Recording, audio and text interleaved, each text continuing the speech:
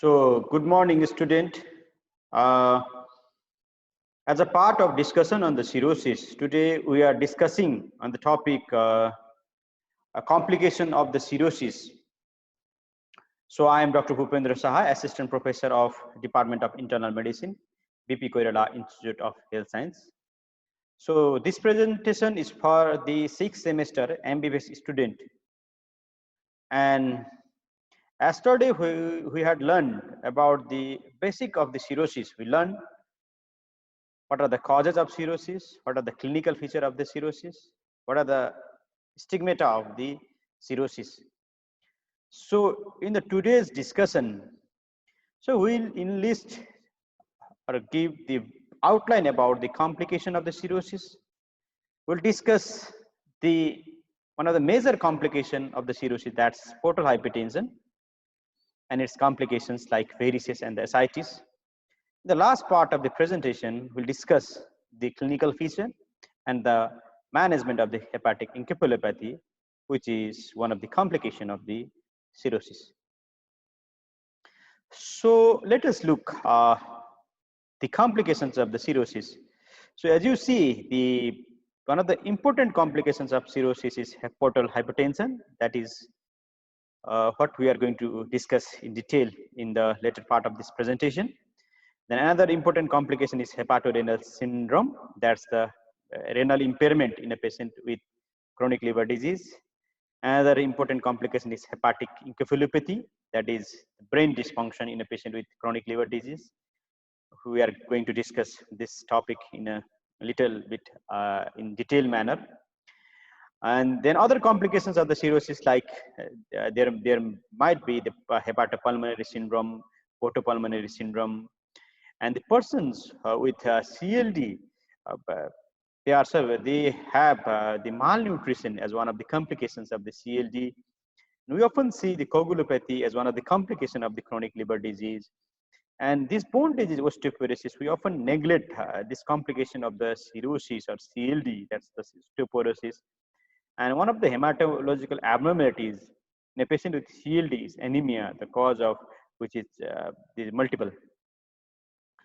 So now let us discuss about the portal hypertension. So I think you can see here the portal vein. This is the portal vein. Okay, portal vein is formed by the splenic vein. This is the splenic vein, and this is the superior mesenteric vein. When the superior mesenteric and the splenic vein like joins just posterior to the neck of the pancreas, from there the portal vein start. The portal vein, it also get its tributaries from the left gastric vein, which usually drains the esophagus and the stomach. It also drains the umbilical vein. Okay, then the portal vein has the two branches, right branch and then left branch. So one of the common questions that your teacher is going to ask is, tell me where the portal vein formed. So you have to say portal vein is formed just posterior to the neck of the pancreas by the joining of the splenic vein and the superior mesenteric vein. Okay. So then what is the normal portal pressure? So normally the portal vein pressure is 5 to 10 mm of Hg. But to define the portal hypertension, we need to measure the gradient by the gradient, that is hepatic portal venous gradient. That is the gradient between the free hepatic venous pressure and the wedge hepatic venous pressure. So if it is more than 5 mm of Hg, then it defines it's a portal hypertension. So to prove whether there is a portal hypertension or not, then we have to measure the hepatic portal venous gradient. Okay. But why there is a portal hypertension in a patient with CLD? Most of the students tell us, sir, in the CLD or in the cirrhosis, there is a shrinkage of the liver. Because of shrinkage, the vein get constriction, and because of that there is a portal hypertension. Usually students give that type of answer, but the fact is there is two mechanisms of the portal hypertension. One is increased blood flow through the portal vein, another is increased intrahepatic resistance. But the 95% of the portal hypertension is attributed to the increased blood flow, not to the increase in intrahepatic resistance. Okay, it's not because of strong case like that. So why there is increased blood flow in the portal vein in the patient with CLD? Can you guess? Because of the release of the nitrous oxide. This nitrous oxide, what does it do? It do the dilatation of the mesenteric or splenic vessels. Where there is a dilatation of splenic vessels, there will be more flow of the blood to the splenic vessels. And you know, from the splenic vessels, all the blood ultimately get drained to the portal vein. Mean that there will be the more blood is going to come to the portal vein if there is splenic vasodilation. If there is a more blood, then more pressure. So that's why increased blood flow is the #1 mechanism for the portal hypertension. Whereas like some of the portal hypertension is given by the increase in intrahepatic resistance. That's due by the fibrosis in the space of Dissay. And I believe you know what is space of Dissay. Then before going ahead, you have to know what are the sites of portocaval anastomosis. Mean that there are the point where the portal vein tributaries get connected with the tributaries of the inferior vena cava. Okay, so #1 important territory is lower third of esophagus. At this point, you can easily see there is one of the branch of the left gastric vein which communicate with the esophageal vein. Esophageal vein is a branch of the esophagus vein. So there is a communication between two veins here. So if there is a portal hypertension, then these veins get dilated, and you can see the dilated and tortuous vein, which we call the varices. So that's why it is important. Second site of is the paraumbilical area. Here you can see here in the paraumbilical area, paraumbilical vein which drains into the left branch of the portal vein. Now look at here. This vein communicate with the epigastric vein. Okay, here epigastric vein. So epigastric vein and the paraumbilical vein communicate at around the umbilicus. So if there is a portal hypertension, then you can see the caput medici-like structure. Another important area where there is a communication between the portal vein and the systemic venous system is the upper end of the anal canal. You can see here. So superior rectal vein, which ultimately drains into the portal vein, communicate with the middle and the inferior rectal veins, which are the ultimately tributaries of the vena cava. So if there is portal hypertension, you can also see the rectal varices, which usually present with the rectal bleed. Okay, so other areas of the portocaval anastomosis, retroperitoneal area here, and other areas is bare area of liver. Okay, these are the sites where the portal systemic circulation is there, and we have to know especially three things. One is there is the portocaval anastomosis at the level of lower end of esophagus. There is a portocaval anastomosis at the end of upper end of the anal canal, and there is a portocaval anastomosis at around the umbilicus. You have to know the name of veins. Okay, that's important for your exam and for your career. Okay, now then what happens if there is a portal hypertension? How the patient present to us with the portal hypertension? So this is the triad of the portal hypertension. One is bleeding from gastroesophageal varices, ascites, and splenomegaly. So most of the time in the emergency, patient presented with a history of the massive UGI bleed or sometimes melena. And if you take the history of the chronic liver disease, then patient will probably give the history of alcohol or hepatitis C like that. But this is one of the presentation of the CLD. If someone has the bleeding from the mouth, then you have to always suspect that patient might have portal hypertension. Okay. And another scenario, the ascites, that is distension of the abdomen, is another important clinical feature of portal hypertension. Most of the time, patient comes to in our OPD with the feature abdominal distension. Doctor, what happened? There is distension in my abdomen, like that. So this is another important clinical feature of ascites.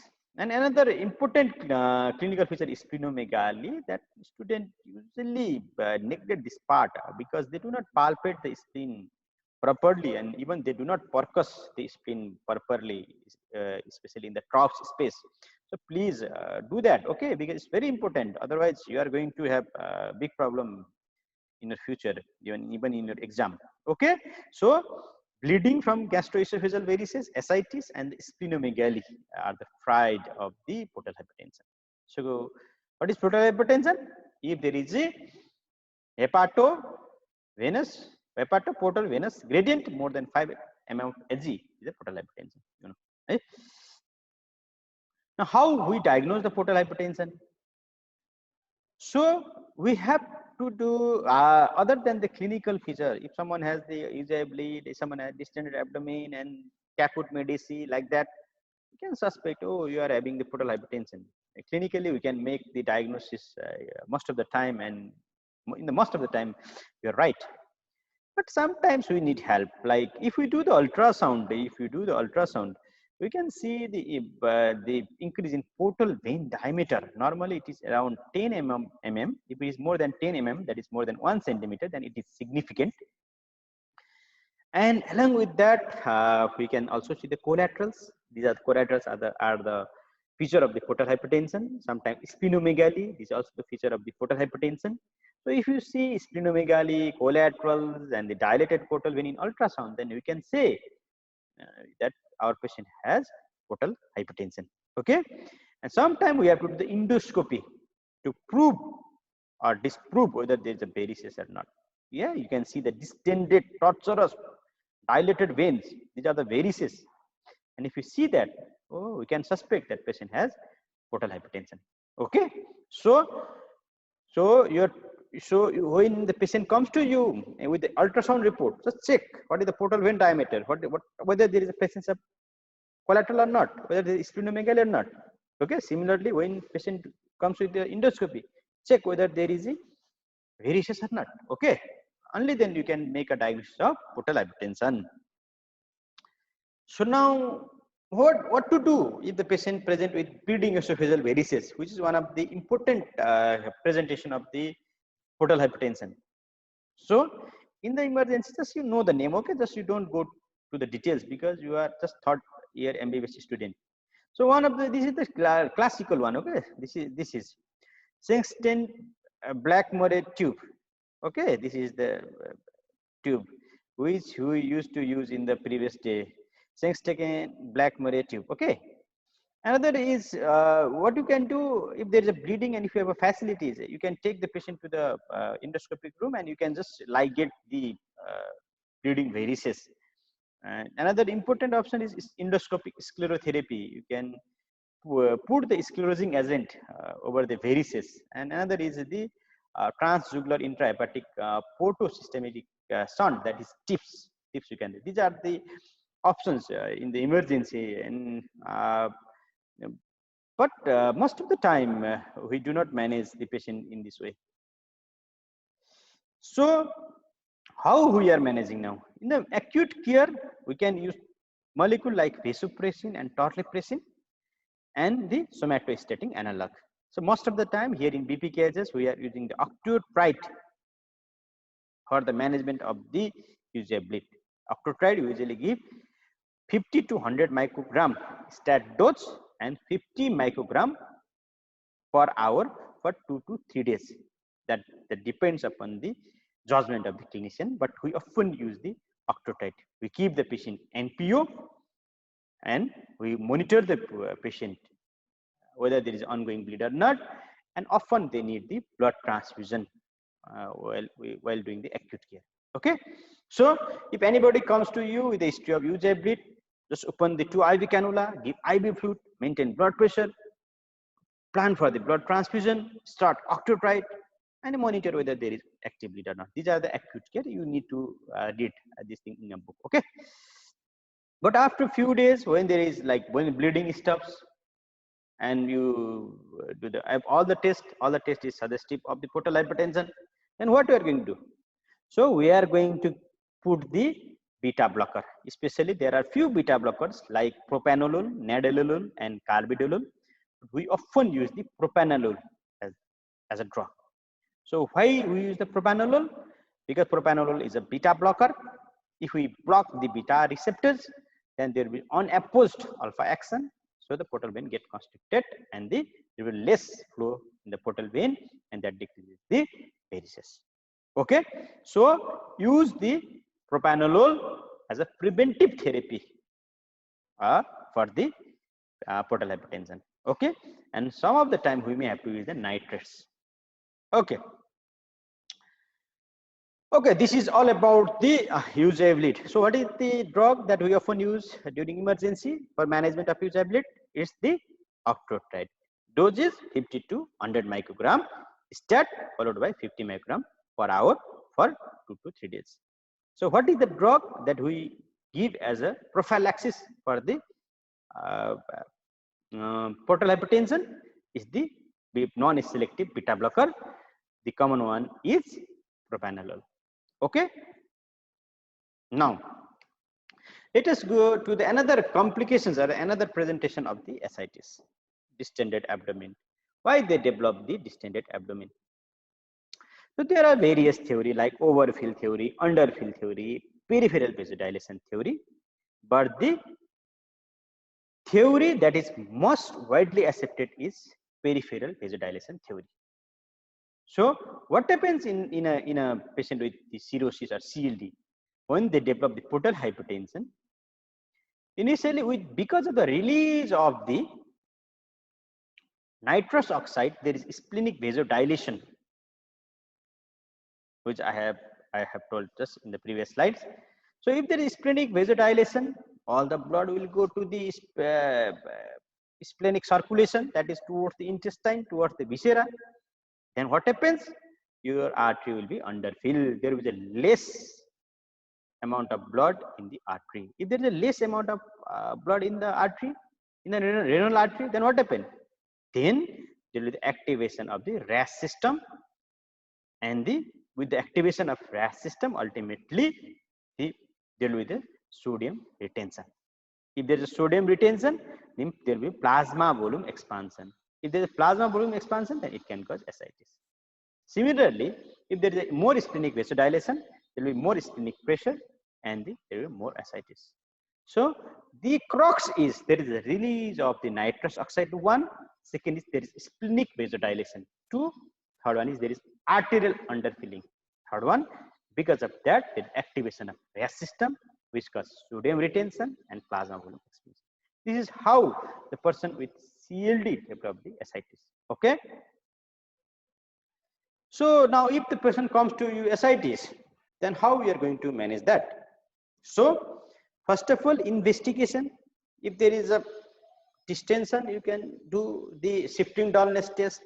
You can elicit the puddle signs. You can do the fluid thrill like that. But if there is a minimal ascites, then you need the help of ultrasound, which can detect even 50 ml of ascitic fluid. Okay. So then if there is ascitic fluid and if it's tappable, then you have to tap that ascitic fluid and see, you do the ascitic fluid analysis, and you have to calculate the SAG, that is serum albumin ascitic albumin gradient. That is, you have to subtract the ascitic albumin from the serum albumin. Let's suppose serum albumin is 4 and ascitic albumin is 2. For -2, 2. If it is 2, or if it is more than 1.1, then it suggests this ascites is because of portal hypertension. So in this scenario, which I have given with example, the ascites is because of portal hypertension. Okay. If SAG is less than 1.1, then usually ascites is because of other causes like secondary peritonitis, like that. Okay. So do not forget to do the diagnostic paracentesis and calculate the SAD. So how we are going to treat? The number one treatment of ascites is you have to counsel your patient to restrict the salt diet, especially like noodles, dal mot, extra salt, salty biscuit, like that. But they have to restrict the salt. If they are not going to restrict the salt, then they are not going to have relief of their symptoms. So second drug that you are going to use is the aldosterone antagonist. I know you people know. Spironolactone is one of the aldosterone antagonists that we often use, and you can use monotherapy. It's only give spironolactone 25 mg, 50 mg, or you can combine with the loop diuretics like furosemide. So most of the time we give combination therapy, furosemide plus spironolactone combination. And most of the time, if there is a salt restriction, salt compliance, and drug compliance, then ascites will go after a few days. Okay, but if some of the patients do not respond with your treatment, and if they have a massive ascites, then options are paracentesis. Okay, paracentesis just draining the ascitic fluid. Okay, and if you are draining more than 5 liters of fluid, then that's called the large volume paracentesis. And another way for management of the ascites is doing TIFs. It has its own complications, but it is one of the method of for management of the ascites. Okay. So when you are dealing a patient with ascites, you should never forget the spontaneous bacterial peritonitis. It is the infection, is the spontaneous, not infection, is the spontaneous infection of the ascitic fluid without an intra-abdominal source. Okay, there is ascites, there is infection. There is no trauma, there is no rupture of the intestine, but there is infection in the ascitic fluid. Why that happened?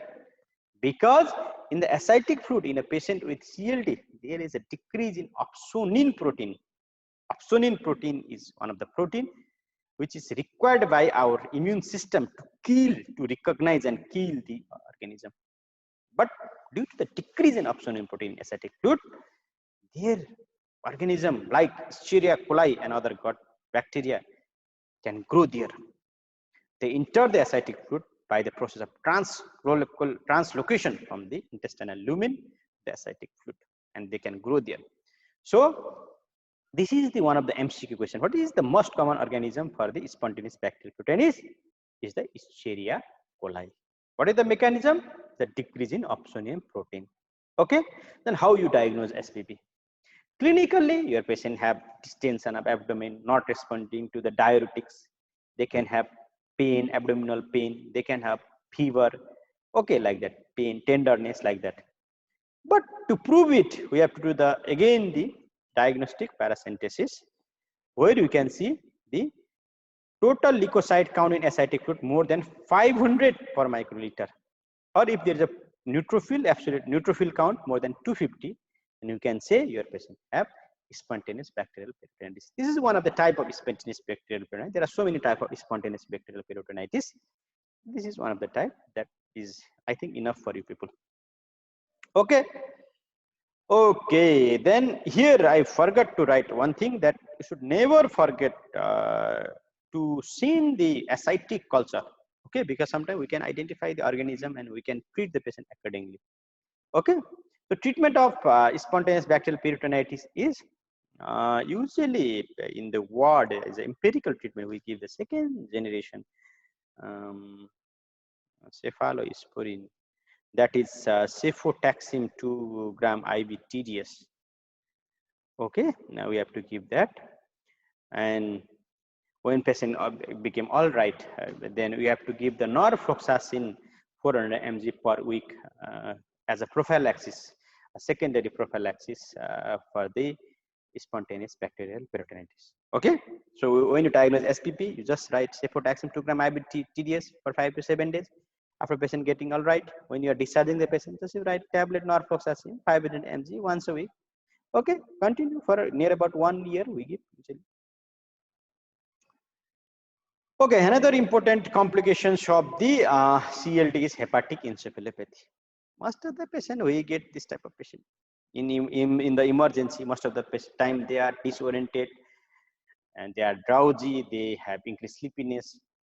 To define hepatic encephalopathy, it is a neuropsychiatric symptom which is characterized by consciousness, behavior, and personality changes in patient with acute or chronic liver failure. Okay, so it's the neuropsychiatric symptoms, usually reversible. Okay, why? There are so many mechanisms, but as a third year student, just know this is because of the gut derived toxins like ammonia and the increase in false neurotransmitter and mercaptans at the brain. So because of this elevation in this type of toxins, patient may have a problem in their neuropsychiatric symptoms. They can have neuropsychiatric symptoms. Okay. So what are the precipitating factors for the hepatic encephalopathy? Number one is upper gastrointestinal bleeding. Okay, if someone bleeds, if there is more bleed, the more production of the nitrogenous product. More production of nitrogenous product, more effect in the brain. So your patient can go into the usability. So sorry, we go into the hepatic encephalopathy. Constipation, more stool in the intestine. More stool in the intestine, more production of the ammonia. Okay, that's how you patient develop the HE. Infection, more insult, more release of the different toxins and HE. Similarly, hypokalemia can also cause the can precipitate the hepatic encephalopathy, and drugs like diuretics and sedatives also precipitate the hepatic encephalopathy. So why you need to know about the precipitating factors? Because we have to know and we have to always search for the precipitating factors. Because if you are not searching for the precipitating factors, then you are not going to manage the patient with hepatic encephalopathy properly. Because we have to first identify the precipitating factor and treat that. Only then we can manage the HE. Okay. Okay. And what are the clinical stage of hepatic encephalopathy? It has the 1, 2, 3, 4. It's the West Haven classification. There is even 0.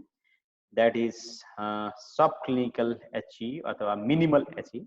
Okay, that is 0 is that minimal HE usually do not have any symptoms. They are identified by after doing the some test like number connection test. Okay, but stage 1 is the patient will be mild confusion. They have disturbed sleep and slurred speech. Disturbed sleep means there is a reversal of day and night time awakeness. Patient usually sleep in the day, but they are awake in the night. This is the stage 1 HE. Okay, and if you do the EEG, you can see the triphasic waves. Asteretic may or may not be present. In stage 2, patient have more lethargic, more confusion. In stage 3, there is a marked confusion. Okay, incoherent speech. In stage 4 is coma. Okay, this is how they progress from one stage to another stage. So you have to remember this. Okay, the triphasic wave we will see in the stage 1, stage 2, and stage 3, and this aesthetics is more common in the stage 2 and stage 3. Okay, you have to just do the statistics test to identify HE sometimes. Yeah. So how we are going to treat the hepatic encephalopathy? Number 1, you have to avoid. First you have to identify, then avoid and treat the precipitating factors. Like if someone has infection, then we have to give the antibiotics. If someone has hypokalemia, then we have to give the potassium. If someone has constipation, then we have to give the enema or lactulose. If someone has the use of sedative, then we have to stop that sedative. That's why we have to identify that thing. And as a treatment, we usually use the lactulose as a treatment for the hepatic encephalopathy. And antibiotics, their options are neomycin, metronidazole, and rifaximin. But commonly, we use the metronidazole in our day-to-day clinical practice. Okay, it's the antibiotic. We have to take it orally, and it kills the gut organism, which ultimately reduces the ammonia production. Now, how the lactulose work? So, lactulose is a laxative. When you take the lactulose, then you will have the loose stools. patient have the more frequent stools. And it is also toxic to the gut organism. Okay, and it converted the ammonia to the ammonium ion. So if there is ammonium ion, then ammonia is not going to absorb into the circulation, and patient will have less ammonia in their brain, and ultimately there will be improvement in the HE. Okay, but what is the target? The target is 2 to 4 semisolid stool. If your patient with CL is taking the lactulose, then you have to ask, what is the frequency of the stool? What is the consistency of the stool? If they say 3, okay, then okay.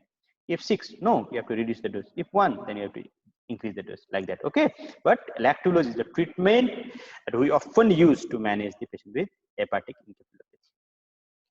Okay, for today, I think we have to wrap up this session. So what are the take-home messages? That what are the things that we need to know, we must know? The portal hypertension is one of the complications of the CLD, and it is defined as increase in hepatic venous portal creatinine more or equal to 5 mm of Hg. Okay, varices, ascites, and splenomegaly is a triad of portal hypertension. So if someone has the varices, ascites, and splenomegaly, clinically you can say patient have portal hypertension, but to prove it, sometimes we have to do ultrasound, sometimes we have to do endoscopy. Okay. The most widely accepted theory of ascites in CLD is peripheral vasodilation theory. It is because of increased release of nitrous oxide that cause splenic vasodilation and ultimately the ascites. Okay. Another important, SBP, we have to always suspect if the ascites of your patient is not improving with your treatment, and is defined by the spontaneous infection of ascites. After doing the paracentesis, if in ascitic group TLC level is more than 500 and polymorphonuclear cells level more than 250, you can say the patient is spontaneous bacterial peritonitis. And while managing the hepatic encephalopathy, we have to always search for the precipitating factors. We have to always avoid that, and we have to give the lactulose as treatment and metronidazole as antibiotic for managing the hepatic encephalopathy. Thank you, my dear student, for your kind attention. I hope you learned something from this today's presentation. Okay, bye-bye. See you again.